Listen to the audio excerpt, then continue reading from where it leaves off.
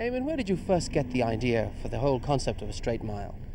It happened actually at the Wanamaker Millrose Games in Madison Square Garden in 1981, and I spoke to Fred LeBeau, the president of the New York Roadrunners Club, who puts on the New York City Marathon, and Fred said it's a pity that we couldn't have you great milers watched by more than 20,000 people, because that's all Madison Square Garden can accommodate. He said, I think we should have a race in New York. So I said to Fred, yeah, why not have a race down Fifth Avenue and we'll finish it at the Irish Tourist Board. So to cut a long story short, he got sponsors for the first Fifth Avenue mile in 1981. All the world-class milers thought it was a great idea. We showed up, and from there it has taken off like wildfire. We've had events now in Rio de Janeiro, there's been one in Rome, now we're here in Dublin, and hopefully in many more cities around the world will follow. You ran in Toronto a week ago. What was your form on that occasion?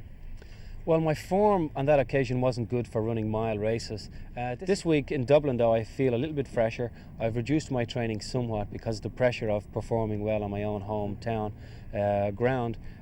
So anything can happen in this race. I'll either be up there winning the race, or I'll be probably in the back of the pack. But either way, I know what I'm training for, and that's the Olympic Games next year. The mile will be run down Griffith Avenue. Have you ever trained down that particular area of Dublin? Yes, funny enough I have. When I come back to Dublin, we normally stay at my parents-in-law's in Glasnevin, and when I'm going out for my distance runs, I frequently go down Griffith Avenue, so I'm very, very familiar with the street. Since I returned the other day for this mile race, I've gone up and down it a few times, so I know exactly where the three-quarter mile markings are. And will you be the first man at the bottom when the race is over? Well, I hope so. You know, Ray Flynn is very determined to win this race. As I said to somebody from ABC Sports, this is Ray Flynn's Olympic Games.